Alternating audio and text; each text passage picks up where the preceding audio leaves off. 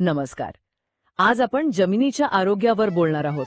सध्या शेतीमध्ये हा एक मोठा चिंतेचा विषय झालाय. अगदी. आपल्याकडे जी माहिती आहे त्यानुसार एक उपाय म्हणजे कृषी जिप्समचा वापर.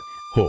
तर या स्रोतांच्या आधारे आपण बघूया की हे कृषी जिप्सम नक्की काय आहे, त्याचे फायदे काय आहेत आणि विशेषतः नाशिक ट्रेडिंग कंपनीचं उत्पादन आणि शेतकऱ्यांचे अनुभव काय सांगतात यावर जरा सविस्तर बोलूया.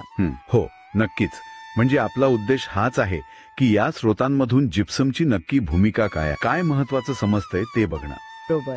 जमिनीची गुणवत्ता आणि अर्थातच पीक उत्पादन यावर त्याचा काय परिणाम होतो. हो. सुरुवात अगदी मूलभूत गोष्टींपासून करूया का? हे कृषी जिप्सम म्हणजे नेमकं काय? आपल्या माहितीनुसार ही एक नैसर्गिक खनिज पावडर आहे. अगदी साध्या शब्दात. बरोबर. आणि याचं वैशिष्ट्य म्हणजे यात कॅल्शियम आणि सल्फर या दोन घटक भरपूर प्रमाणात असतात.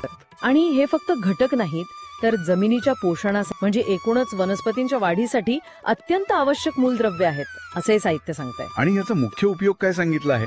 मला वाटतं अल्कधर्मी किंवा कडक झालेल्या जमिनींसाठी हे जास्त उपयोगी आहे. हो, अगदी. त्या जमिनी सुधारण्यासाठी हे खूप प्रभावी आहे. म्हणजे जमीन भुसभुशीत होते. पण अल्कधर्मी म्हणजे नेमकं काय होतं जमिनीत? काय अडचण येते? माहितीनुसार बघितलं तर अल्कधर्मी जमिनीत काय होतं की सोडियमचं प्रमाण वाढले, त्यामुळे मातीचे कण एकदम घट्ट चिकटून बसतात. जमीन कडक तर होतेच, पण महत्वाचं म्हणजे फॉस्फरस सारखी जी आवश्यक पोषक तत्व आहेत ना, अच्छा, हो, ती पिकांना मिळत नाहीत. मग इथं जिप्सम मधलं कॅल्शियम कामाला येतं. कसं? ते काय करतं, त्या सोडियमला बाजूला सारतं आणि जमिनीची रचना सुधारतं. म्हणजे मग पोषक तत्व पिकांना मिळायला लागतात. अच्छा, म्हणजे फक्त जमीन मऊ नाही होत तर पिकांचं पोषण पण सुधारतं. बरोबर. आणि याचा फायदा कोणत्या कोणत्या पिकांना होतो असं म्हटलंय? या नोंदींमध्ये बरीच पिकं आहेत. फळझाडं आहेत, कांदा, द्राक्ष, सोयाबीन, ऊस, लिंबू अशा अनेकांचा उल्लेख आहे. आणि एक आणखी महत्वाचा मुद्दा म्हणजे जमिनीची रचना सुधारल्यामुळे तिची पाणी धरून ठेवण्याची क्षमता हो आणि पाणी मुरवण्याची क्षमता दोन्ही वाढतात. आजच्या हवामान बदलाच्या काळात हे खूप महत्वाचं आहे. खरं, हे तर झाले जिप्समचे फायदे. पण स्रोतांमध्ये असंही दिसतंय की आपण जे जिप्सम वापरतो त्याची गुणवत्ता पण महत्वाची आहे. नक्कीच. आणि इथंच मग नाशिक ट्रेडिंग कंपनीचा उल्लेख येतो. त्यांच्याबद्दल काय माहिती दिली आहे? त्यांच्याबद्दल सांगताना 3 गोष्टींवर भर आहे: शुद्धता, गुणवत्ता आणि योग्य दर. शिवाय ते शेतकऱ्यांना मार्गदर्शन करतात आणि थेट शेतावर डिलिव्हरी देतात. ही सेवा शेतकऱ्यांसाठी नक्कीच उपयुक्त असल्याचं नमूद केलंय. पण गुणवत्तेबद्दल काय ठोस आहे, म्हणजे काही प्रमाण वगैरे? हो, तो महत्वाचा मुद्दा आहे. जिप्सम IS 1646 प्रमाणित आहे असं या साहित्यात स्पष्टपणे म्हटलंय. IS 1646. हो, हे फक्त एक लेबल नाहीये. हे जे मानक आहे यात तपशील दिलाय त्याप्रमाणे ते जिप्समची किमान शुद्धता पातळी आणि कणांचा आकार हे दोन्ही निश्चित करतात. त्यामुळे काय होतं की ते जमिनीत अधिक प्रभावीपणे मिसळतं आणि काम करतं. अच्छा, बरं. आता जरा प्रत्यक्ष अनुभवांकडे वळूया. हे खरंच शेतकऱ्यांच्या कामाला येतंय का? उदाहरणार्थ मालेगावचे श्री देशमुख आहेत. हो.